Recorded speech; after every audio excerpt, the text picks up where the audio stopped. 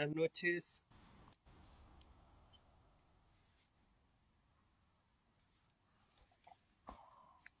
Espero que todos bien. Voy a hacer un video cortito. Quería comentar dos temas. Espero que sea de su agrado esto.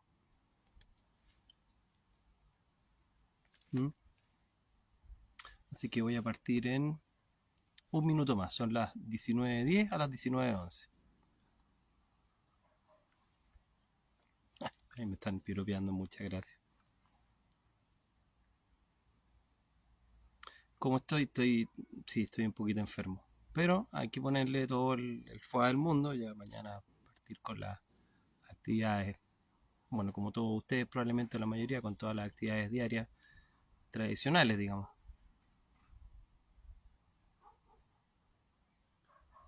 Así que vamos a hablar de dos temitas, súper rápido. Y vamos. Quedan 30 segundos más. Muchas gracias.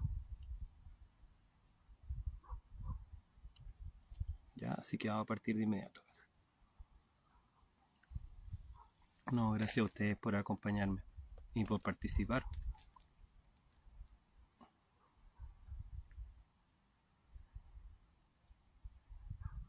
Me dejó lleno de pelo. Qué divertido. Hola, Daniel. Hola, Tati, ¿cómo estás? Ya, voy a partir, ¿ya? Entonces, son dos temitas, es súper suave.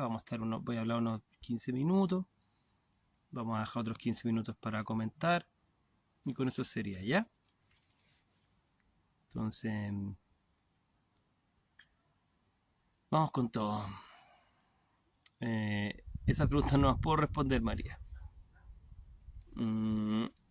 Entonces voy. Ya, el tema 1. Sí, en realidad, no, como dicen que me sane pronto, muchas gracias. Bueno, mi salud en general nunca ha sido uno muy fuerte, pero en fin.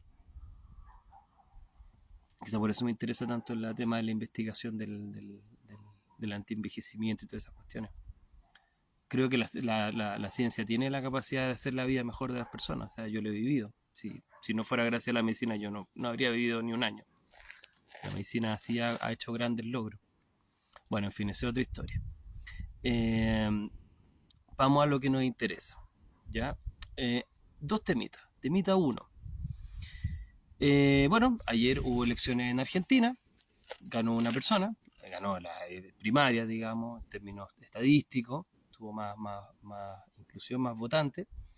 Y bueno, quería comentar un poquito de eso, en términos no tanto de política, sino de qué implica psicológicamente. Y el segundo tema son los incendios, pero muy a grandes rasgos, porque eso ya lo comenté anteriormente en otras oportunidades, ¿ya? Así que vamos con eso en un segundo. Ya, partí. Bueno, respecto al primer tema.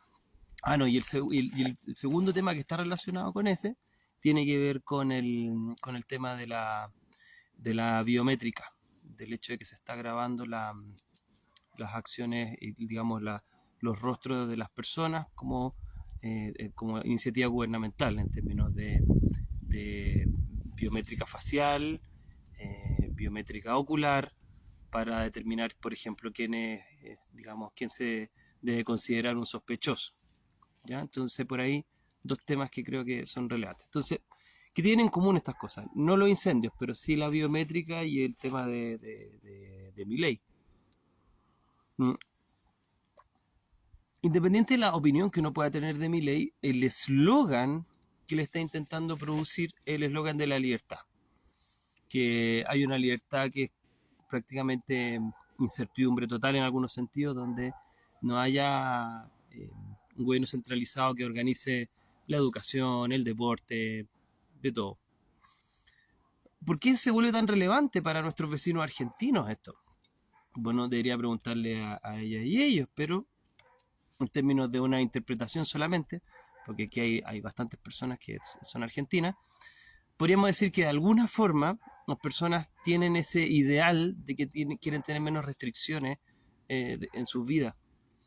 y que han notado, por supuesto, que los últimos años han perdido libertades. Han perdido libertades para expresarse, han perdido libertades para hacer lo que quieran con sus cuerpos. No olviden que mi ley plantea de que tú vas a tener derecho teóricamente a vender tus órganos si quieres. Interesante la noción. Entonces, en el fondo, una noción donde haz tú lo que quieras, el gobierno no te va a controlar nada. Que es muy distinto. Ahora, después podemos analizar la figura, porque una cosa es el eslogan y la otra cosa es la persona detrás del eslogan. Pero veamos sociológicamente ese fenómeno primero, como fenómeno en sí mismo, sin buscar algún contenido subyacente. El segundo fenómeno es que en Chile, y en Argentina también, se están tratando de adoptar sistemas biométricos. Es decir, de que usted vaya por la calle y usted sea considerado como sospechoso a partir de que un computador, digitalizando su cara, detecte que usted es tal persona y que eso se haga de manera rutinaria en distintos lugares, en el restaurante, en la calle misma, al lado de los autos, en el metro. Entonces, eso nos lleva a un video de hace mucho tiempo atrás donde hablamos de las sociedades de control. Respecto a las sociedades de control de este, digamos, pensador francés, Gilles Deleuze, o Deleuze, como yo no sé francés, así que cada uno interpretará la pronunciación adecuada, que en los años 90 habló respecto a las sociedades de control, que eran el paso siguiente a las sociedades que había planteado Michel Foucault. Michel Foucault nos había mostrado de que las sociedades modernas estaban basadas no en el castigo del cuerpo, como la tortura, que se usaba en el medioevo, sino en el control del cuerpo a través de instituciones totalizadoras, normalizadoras. Y él fue un experto en la cárcel. Él habló de la cárcel como una institución controladora del cuerpo, de la conducta. Ocupó el ejemplo de Jeremy Bentham, del panóptico, que probablemente todos ustedes ya conocen, y si no se los menciono más ratito, pero eso es de saber común. Y también ocupó otras instituciones que eran el psiquiátrico y la escuela, y por supuesto también la planta de trabajo. En todas había un sistema de vigilancia. Esta vigilancia era física: el supervisor, el profesor, el psicólogo psiquiatra, el gendarme. Entonces trataban, no en este caso de mutilar los cuerpos, como en el medioevo cuando alguien hacía algo malo. La fuerza del rey se manifestaba en el verdugo que le cortaba la cabeza a alguien, o un brazo. Sino que en estas sociedades post-revolución normalizadoras se trata de buscar el control del cuerpo a través de la conducta, y hay una vigilancia o una sensación de vigilancia constante que está a través de estos agentes sociales como los que les mencioné: el educador, la psicóloga, el médico. Él se da en ese punto, digamos. Inclusive habla que la sexualidad también tiene más o menos un camino así, en su historia de la sexualidad. Entonces, Deleuze dice, ahora llegamos al nuevo paso, y las sociedades, el control se ha hecho más difuso, ya no están controlando a través de una persona que te vigila, sino que va a haber una forma más no institucionalizada, te van a estar controlando directamente desde tu casa. Él no vivió el fenómeno de los celulares inteligentes, pero ya tenía en su ensayo, ya trata de más o menos ir para allá. Entonces, en las sociedades actuales, tú te sientes constantemente vigilado por ti mismo y por la sensación de que estas redes sociales están constantemente leyendo lo que tú escribes, escuchando lo que tú dices, y te aparece una publicidad asociada con el viaje que tú hablaste o con el producto que te gusta, y que después justo aparece dentro de tus visualizaciones, o podría usted comprar en tal marca de aviones tal viaje a tal lugar o tal utensilio. Entonces uno dice, chuta, ¿cómo esta cuestión quizás está vigilando lo que yo hablo? Entonces yo me controlo. El problema del panóptico es la sensación no de que la institución te controle, sino de que el hecho de que tú creas que te controlan hace de que tú mismo modifiques tu conducta hacia lo que se espera de ti, hacia una especie de deber ser. Y eso viene este panóptico de Bentham, de esta cárcel perfecta donde todos están expuestos, como un reality show. Todo el tiempo yo soy visible de todas partes, entonces, aunque no me vean, yo creo que me pueden estar viendo, entonces me porto bien. Entonces, aquí hay un fenómeno de que si tú empiezas a tener una tecnología biométrica que ayude, entre otras cosas, a detectar mejor quiénes están robando, que te ayude a encontrar personas desaparecidas, extraviadas, que te ayude a saber si hay una persona en un accidente o detectar rápidamente entonces el tipo de patente y saber quién es, de dónde venía. Muy buenas cosas, pero tiene el lado B. Me siento vigilado en la calle, cualquier cosa que haga, yo ya, la cámara detecta inmediatamente quién soy, a dónde me dirijo, con quién estoy, a dónde fui a comprar. Entonces, la crítica actual, creo, son estos dos grandes valores, la necesidad de seguridad versus el deseo de agencia libre, de libertad. Seguridad versus libertad. Seguridad versus libertad. Por el lado de la seguridad tenemos todos estos ejemplos. Cámaras inteligentes, servicios de monedas digitales que sepan en qué estás gastando y por ende supuestamente van a controlar el narcotráfico, las personas no van a poder hacer negocio ilícito, los impuestos van a ser pagados de la manera adecuada, etcétera, etcétera. Una sociedad donde es más limpia, una sociedad donde, entre comillas, la gente contamina menos, donde contagia menos, porque están todos con sus asuntos, usted ya sabe. Ese es el lado de la seguridad. Versus el lado de la libertad. ¿Hasta qué punto? En la medida que otorgo seguridad, disminuyo mi autonomía. Entonces, lo que se manifiesta en Argentina es que muchas personas están dispuestas a perder seguridad con tal de mejorar autonomía. Y eso es interesante. Independiente, insisto, que este señor tiene, como todos los políticos, una historia de cosas que dice y que después cambia su parecer. Entonces no quiero entrar en la figura como hombre, sino quiero entrar en la reacción popular. Lo que la gente compra inicialmente es la idea de que una libertad total, a pesar de que pierda muchos beneficios. Y eso es lo que se está manifestando en Latinoamérica. No vamos a saber cómo hacer en Chile o en Perú más adelante. Bueno, ustedes ya están viendo las elecciones de Ecuador también. Voy a ir ya a las preguntas, por si acaso. Ya voy a irlas comentando, pero voy a ir cerrando este aspecto. Entonces, ¿qué más nos enseña? Hay otra cosa que me gustaría que ustedes tomaran en cuenta. Jonathan Haidt, en La moral de los justos, un libro que escribió hace años ya, hablaba de los estudios de su profesor, que se llamaba Shredder, parecido como al villano de las Tortugas Ninja. Una acotación muy absurda la que acabo de hacer, lo sé, pero en fin, yo me acuerdo siempre de eso. Bueno, Haidt estudió, digamos, hablaba de los estudios de Schroeder en la moral de los justos y decía que había ciertas sociedades que tienden a aceptar más el control social, el control más totalitario. ¿Quiénes eran? Eran las sociedades que tenían problemas de higiene.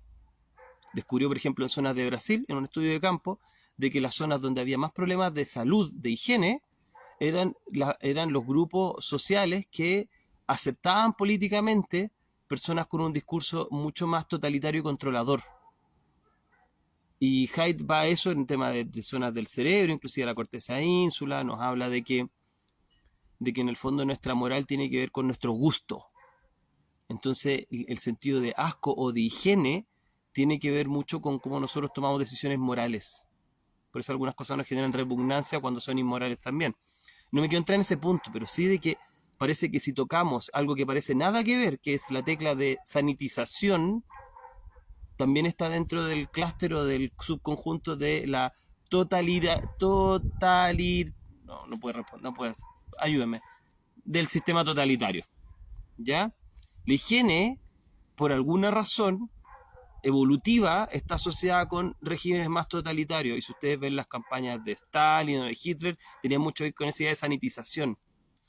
Entonces es súper interesante porque este libro fue escrito mucho antes de la pandemia, y probablemente con la pandemia surgieron también la necesidad de los seres humanos de perder su libertad a cambio de tener más higiene, más control, sistemas más directivos, más opresivos también. Pérdida de libertades individuales para evitar el contagio. ¿Por qué sucedieron estas dos cosas? ¿Fueron planeadas por ingeniería social? ¿Fueron mera casualidad? No sé, no me voy a meter ahí. Pero parece que existe una asociación que es significativa estadísticamente y que se habla poco. Ya he mencionado algunas veces, pero en general se habla poco. Ok, entonces tenemos este pensamiento de Haidt respecto al estudio de su profesor en Brasil, de que en las comunidades donde había más problemas de contagio, de sanitización, de problemas de salubridad, también se escogían líderes que fueran más totalitarios, más controladores, asociaciones curiosas e indirectas, pero que parece que obedecen a mecanismos cerebrales humanos en común, a respuestas a adversidad. Y el otro, el trabajo de Deleuze en el ensayo de la sociedad de control, basado en Foucault, que nos habla de que el biopoder, el control biológico, el control de las funciones biológicas, a través de sensores, a través de máquinas que puedan estar leyendo lo que uno está pensando, lo que está sintiendo, casi como en la película Ad Astra, esta película de Jones y Brad Pitt, donde leen si el astronauta está estresado a partir de su señal fisiológica, el control final. Voy a empezar a controlar tus reacciones físicas para que tú mismo moderes tu conducta y adhieras a la norma. Y así te controlo el dinero, te controlo tus reacciones físicas en la calle porque sé perfectamente quién eres tú en la multitud, así que tú mismo regulas tu conducta social, veo cuánto contaminas y eso puede servir para tener más o menos acceso a tus propios fondos. Veo tus redes sociales, por ende, si tú dijiste algo que es inadecuado socialmente, tú puedes perder beneficios. Por ende, finalmente tú ni siquiera necesitas tener un fusil para hacer que la gente obedezca. Sencillamente necesitas tener suficientes pérdidas de atributos para que la propia persona se autocensure. Y un poco lo que pasa en el modelo chino, donde tú enseñas a las personas a reeducarse, básicamente. Una manera elegante de decir lavado de cerebro, pero en fin, son perspectivas. Podemos ahí discrepar profundamente de si es bueno eso o no. Por lo menos el señor Klaus Schwab considera que es un modelo a seguir, el modelo chino. Entonces, esto se ha hablado, pero creo que nuevamente, con el tema de las elecciones en Argentina, surge esta idea. ¿Por qué las personas buscan una persona que sea ultra, haz lo que tú quieras? Con tu cuerpo, con tu dinero, con lo que sea.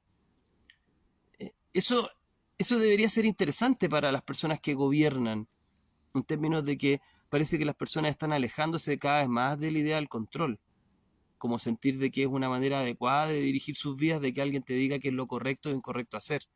Es justamente lo opuesto a lo que se nos ha estado mostrando en estos años. Independiente de que probablemente la persona que lo trata de transformar en un eslogan, no necesariamente va a ser esa clase de persona, una vez que llega al poder, si llega a serlo, pero sencillamente con fenómeno social. Eso quería comentarle. Vamos a ver algunos comentarios. Entonces, no puedo, perdonen, estoy mal hoy día. Entonces, aquí nos hablan del tema del control. La sociedad nos analiza conscientemente cómo el poder los controla más y más con cero privacidad, nos dice amándonos sin límites. Voy a los últimos y voy a responder las preguntas. Pero en Chile no es todo lo contrario. ¿Qué crees tú? Yo creo que Chile es una sociedad muy interesante. No olviden de que esta sociedad surge de es como un ornitorrinco.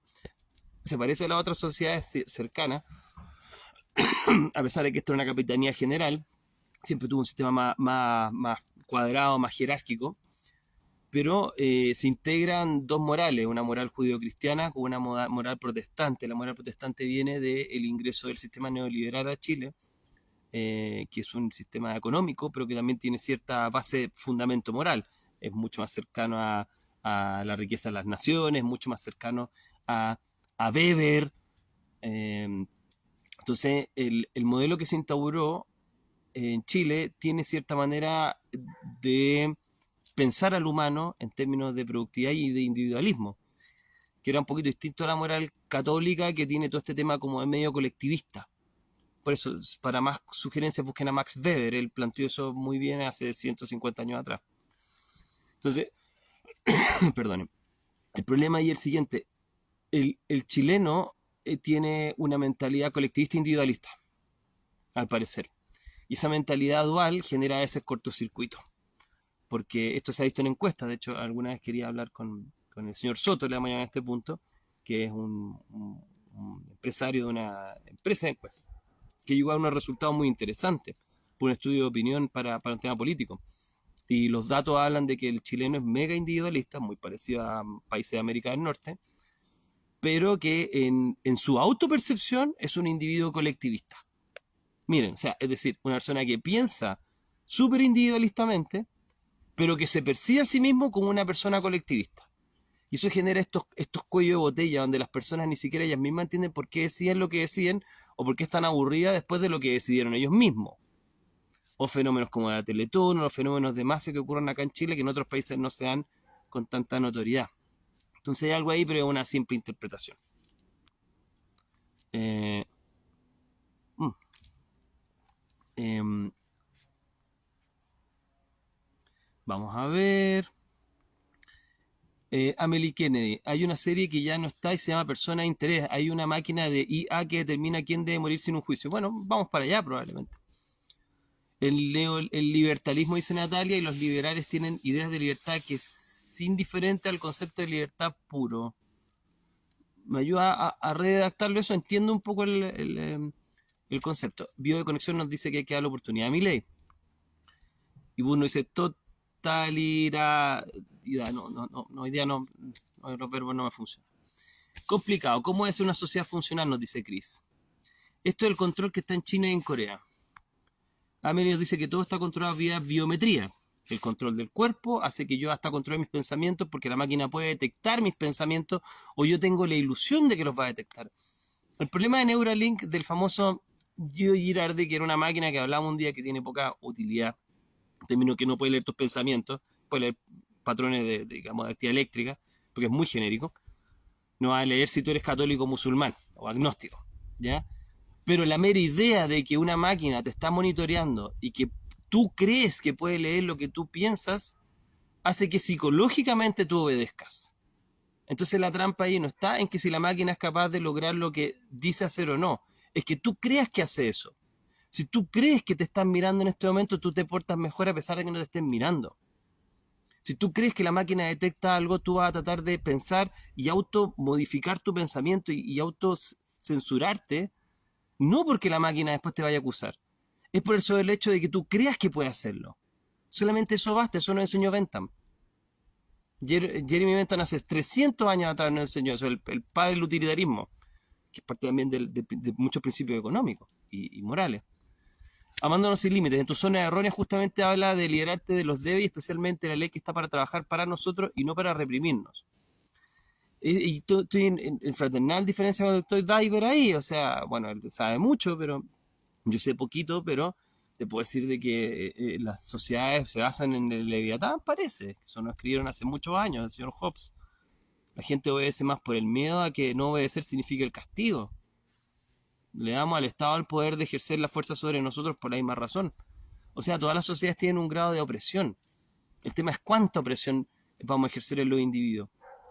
La idea es que sean lo más autónomos posible, como decía Colbert en el tema de la etapa de desarrollo moral. Aquí nos dice Monfonray que Javier Milei está a favor del plan Andina. Damio está para opinar. Hub nos dice que Milei es un títere anglosajón. Después Mary nos dice que un libro espectacular, el de Dr. Diver. ¿Puede definir sistema neoliberal? Creo que el lejano que plantea Smith, por supuesto que es lejano, pregunta a un economista. Mi saber es demasiado primitivo para dar una respuesta acabada y adecuada al respecto. Solamente lo mencioné por el tema de la encuesta que me habían pasado, que me pareció súper interesante. Milei es una misma porquería que fue Macri en su momento. Se presenta como algo distinto, pero es más de lo mismo, dice María Alejandra. Argentina está en decadencia. Pedro dice que está de acuerdo con estas palabras. En resumen, somos chaqueteros, nos plantea acá Javo Cortés. Pueblo chileno conocido por su doble estándar, único a nivel mundial, la mentira institucionalizada, dice Autran Bengal. Yo creo que la humanidad debería velar más por su propia conciencia y no a nuestros arquetipos que son siempre coercitivos. Esto nos dice Víctor. Hay que compartir estos libros. No hay problema que ustedes compartan estos livs. Por supuesto, háganlo si quieren. Yo no tengo problema si quieren subirlo a otra plataforma. El tema es que yo no he subido nada a YouTube, salvo lo que hago con mi compadre ahí en Los Herejes. Ni he subido tampoco nada a otras redes sociales. La de TikTok, la última vez que subí se destruyó mi celular.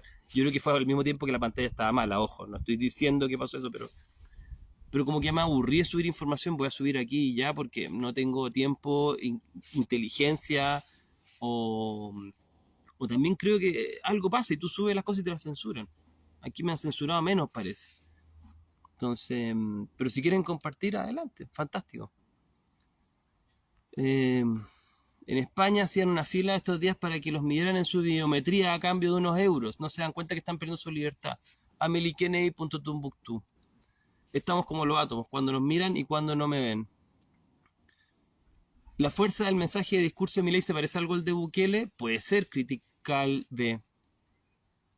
Claro, coacción por la psicoopresión, nos dice Majo Bustigorri. Qué interesante ese lema. Coacción por la psicoopresión. ¿Te lo puedo pedir prestado?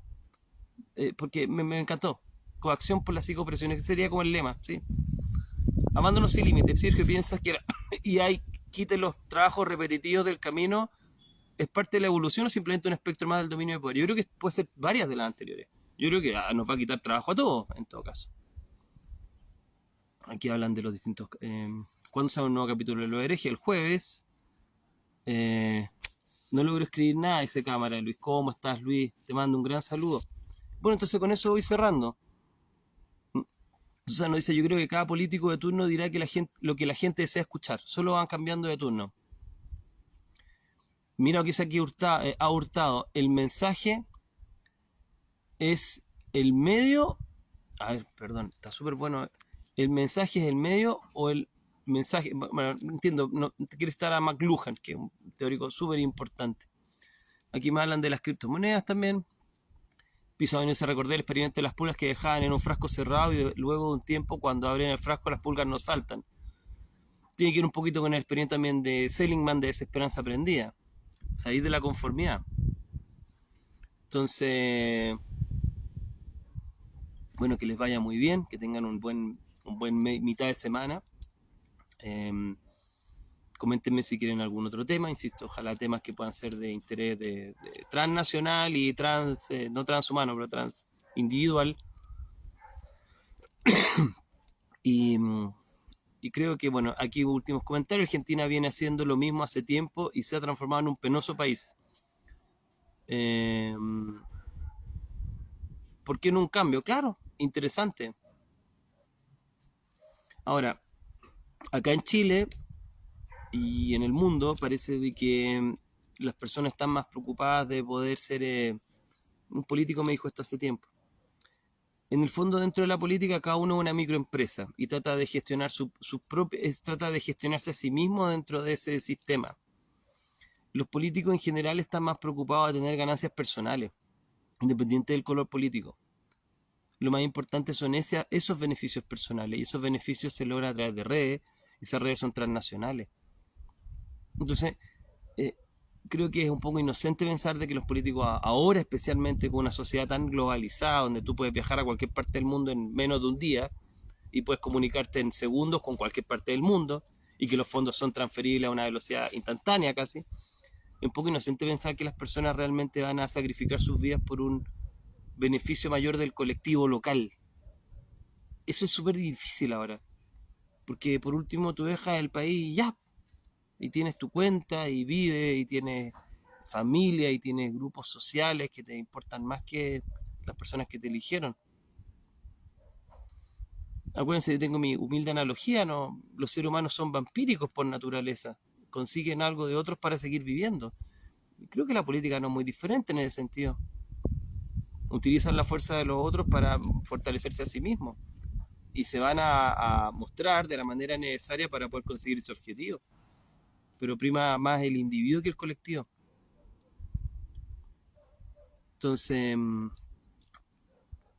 solo a saludarte, mi padre te ven psicólogo y no me lo pierde, te encuentra muy preparado y admiro tu memoria para recordar citas y nombres de quienes la emiten.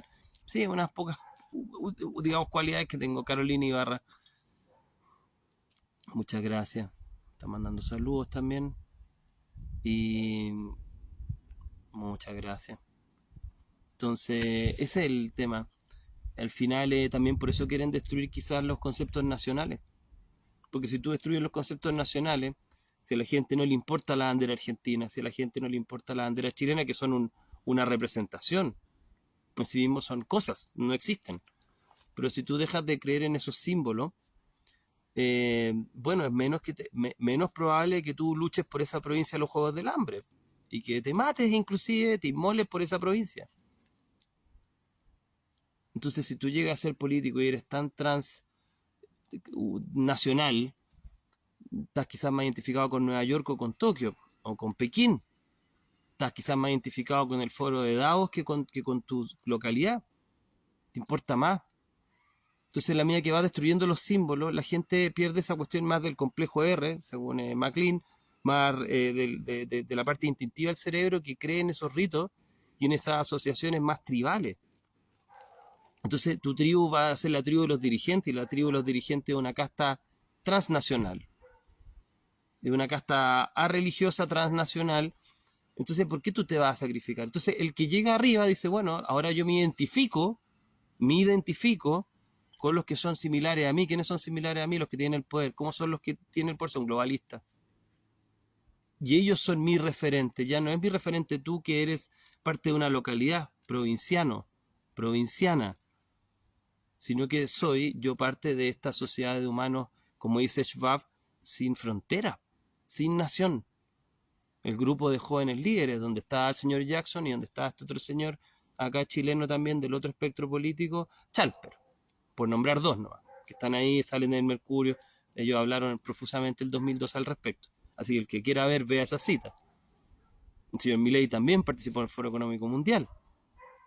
El señor Macron, el señor Macri, la señora Merkel, la señora Bachelet. Elija usted, elija el que quiera. Están identificados con el poder y nosotros estamos identificados con la obediencia. Y estamos identificados con nuestros pequeños emblemas. Pero si alguno de nosotros salta al poder, se identifica con el poder, no se identifica de nuevo con los símbolos de ese lugar, que cada vez tienen menos importancia. Entonces creo que hoy día es bien difícil que apareciera una Juana de Arco, por ejemplo. Es bien difícil. No sé si alguien cree realmente en algo. Entonces, en fin, pero son pequeñas opiniones.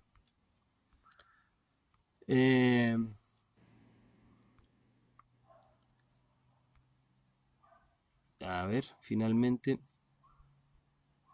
Ningún político está en el gobierno por vocación, solo en intereses personales. Acá la gente está más identificada con el dólar americano. Un horror unirse a una utopía y no mis compatriotas, pero velo desde el poder. Mira, de hecho, hay un seminario que a mí me encantaría dar, pero obviamente nunca voy a dar. En serio, nunca voy a dar.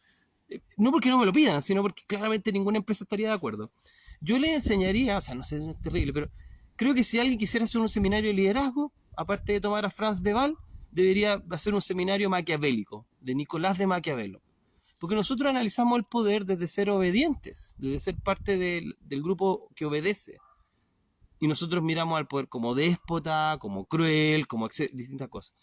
Pero como nosotros no estamos en el poder, nosotros no vemos cómo el poder observa la conducta de la masa hacia ellos, que a veces es ruin, es cambiante, súper penca. Es como en una pelea de pareja. Uno ve solamente las cosas malas de la pareja y uno cuesta mucho tener autocrítica de las cosas malas que hace uno. Entonces, por ejemplo, ustedes nunca van a ver uno de estos modelos de Harvard que hable del liderazgo maquiavélico. ¿Por qué? Porque suena incorrecto. Pero al parecer Nicolás de Maquiavelo observó algo real, incómodo, pero real. Las masas son ruines. Y si tú estás mucho tiempo en el poder, empiezas a perder aprecio por lo que tú defines como esa masa gigante, que es la que te otorga poder, pero que al mismo tiempo está constantemente cambiante y no es muy de fiar. Entonces ellos empiezan como a acercarse entre ellos, como la tele, cuando la tele habla entre ellos nomás. Y dice, Julio, Claudio, Martín, y se aman entre ellos. Bueno, el poder también se ama entre ellos porque tiene una observación instintiva respecto a lo que la masa es. Y no es buena. Es tanto más mala de la que nosotros tenemos respecto a ellos. Entonces, entiendo lo que tú escribes ahí, de que en el fondo, cómo traicionar. Es un proceso gradual, yo creo. Yo creo que las personas se van degenerando de a poco, observando cómo se comporta con ellos la masa. Y claro, tampoco es una cosa muy... La calidad humana de nuestros líderes no es muy distinta a la calidad humana de nuestros seguidores. Es por ahí. Están a la par. Entonces Maquiavelo, siendo penca, como ser humano lo que plantea, no necesariamente es incorrecto por ser penca. Y eso la gente no lo quiere escuchar. No lo quiere escuchar, no lo quiere escuchar, lo desobedece porque no suena bien.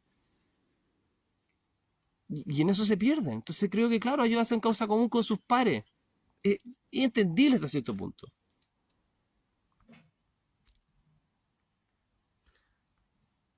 Entonces, muchas gracias.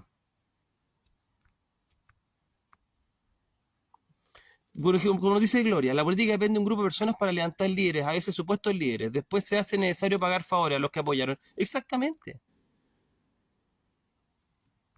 Entonces, bueno, no existe una utopía colectiva quizá, como nos dice Joaquín. Casta parasitaria, casta vampírica, si quiere. Llámale vampiro. Deje de llamarles político y llámale vampiro. Pero bueno, no grites, señora. Como decía, mi voz no está muy buena, por eso hablo quizá más fuerte. En verdad, los políticos están interesados en favorecerse a sí mismos. Continúa. En fin, muchas gracias por su tiempo. Y sí, el poder corrompe. Y el poder absoluto corrompe absolutamente. Entonces, Tolkien no habla eso con el anillo. Por eso hay que rechazar el anillo. ¿Entiendes?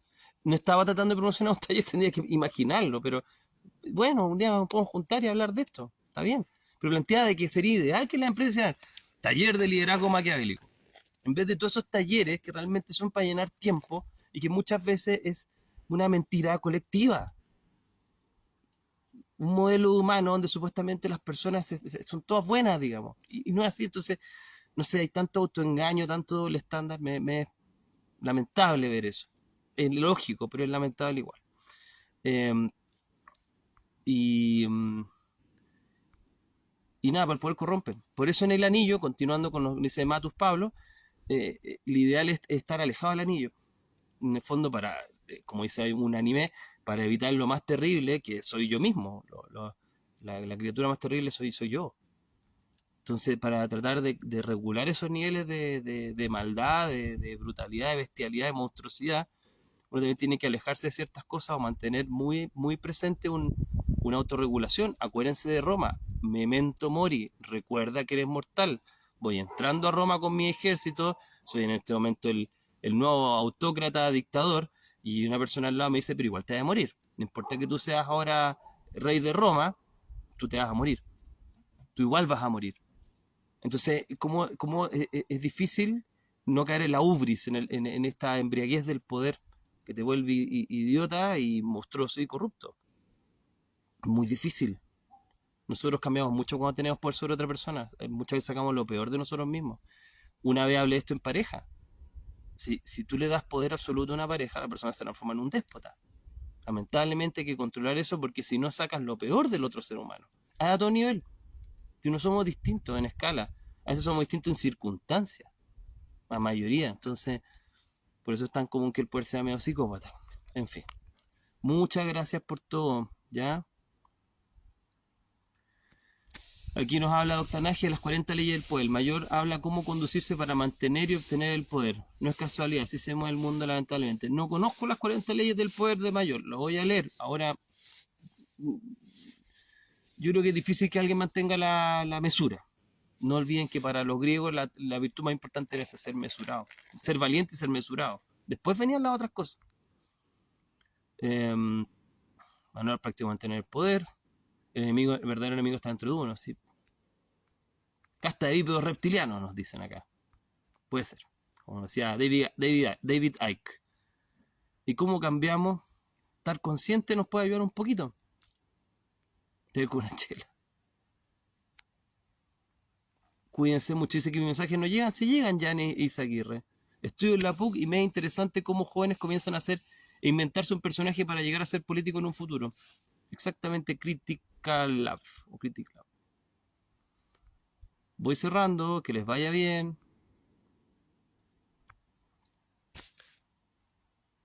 ¿Qué pasará por la cabeza de las personas que ya juegan, ya quieren ser políticos? Súper simple. Perdón. Eh, lo que pasa en las cabezas de ellos es que sus necesidades, sus carencias son tan grandes que buscan satisfacerla a través del poder. Piensa en Napoleón bajito, Hitler bajito, no tengo nada que ver con las personas con baja estatura, por si acaso. Eh, nosotros tenemos carencias y esas carencias tratamos de utilizar. Pensamos que el poder va a ser una manera de que nos miren distinto, ¿ya? No es casual que las personas, insisto, que han tenido poder y que han más deseado poder, han vivido dolor extremo y carencia extrema, ¿ya? Entonces, en general las personas cuando tienen vidas dulces no tienen esta hambre de poder tan grande. Entonces, esos jóvenes que quieren ser políticos en general probablemente sufren de carencia, no deseados por el grupo de interés que quieren ser deseados. Quizás no son admirados por algo que ellos desean ser admirados en su familia. Vean a Adler. Adler habla mucho de esto. Uno de los coetáneos de Freud, en términos del poder. Habla también de las relaciones de entre hermanos y cómo se generan complejos a partir de eso. ¿Entiendes? Entonces, insisto, no quise hacer ningún, eso primero que se me ocurrió, digamos, ninguna apreciación discriminativa y nada por el estilo, pero es ver que a veces desde la carencia se genera hambre y esa hambre se genera un deseo. Ahora, ese deseo es malo, no necesariamente. Nietzsche nos indica que es la manera de generar más voluntad. No lo encuentro malo en sí mismo. Encuentro malo de que tú pienses de que tú vas a ser más amado por tener ciertas cosas. Más dinero, más músculo, más estatura, más visualizaciones en Instagram. Y si eso te corrompe demasiado, finalmente, claro, empiezas a absorber energía de esa cuestión. Y te come. Y finalmente te vuelves como en estos seres autócratas. Pero sí, venían desde la carencia. Pero insisto, esa carencia también genera el hambre para que quieran elevarse sobre el resto. El problema es que no llegan a un equilibrio. Difícil, después de haber subido tanto, mantener la compostura. Entonces, somos humanos, no les pueden pedir tanto tampoco, no los quiero justificar, pero hay que entender también por qué se da esto de manera casi natural. Y si no es mejor el sistema monárquico, podría ser. Por último, sienten que nacieron así, así que joden menos. Pero era una estatura medio, solo la hacían para ver si es verdad. La estatura han ido aumentando en el tiempo, tiene toda la razón Alexis Maurici, pero sí lo molestaban por eso. Eh, bueno, cuídense mucho y que estén muy bien. Bien bastante de los y me dicen que sea el psicólogo de Boric. No sé si quiera ser analizado. Creo que la gente de poder es complicada. Solamente les comento esto último. Cuando una persona que tiene poder trata de mostrar su debilidad, normalmente nunca más se acerca a ti. Tienen miedo a mostrar su debilidad. Mucho. Lo que ellos perciben como debilidad. Entonces, en general, cuando me ha tocado atender gente y muestran lo que realmente les aflige, desertan, se escapan. Tienen ese tema. Entonces, no sé. Yo creo que sería muy complicado atender a alguien con mucho poder. Eh, bueno, pero no me ha pasado. No me ha pasado a ese nivel, digamos. Alguna gente que tiene poder relativo, sí. Cuídense mucho. Que estén bien. Eh, como nos dice María Isabel Valenzuela Franco, la carencia madre del que quiere poder. Muchas gracias, Bula Drean. Y por eso vean un poquito a don Foucault en un libro, vean a Foucault. Vean a Foucault. Foucault es espeso, también tiene algo muy oscuro él, pero creo que está a ver con los tiempos. ¿Cómo le hace Tony Robbins? Bueno, yo creo que todos los gurús no son muy distintos. Si toda la gente con poder al final tiene o esa mano, no digo que Tony Robbins sea X cosa, pero ojo ahí, todas las personas que tienen mucha influencia pueden caer en las mismas cosas, lo que hace que son más notorios los políticos, pero no es muy distinta en otros ámbitos, religioso, espiritual, lo que sea, económico. Que estén muy bien. Voy apagando. Tan, tan.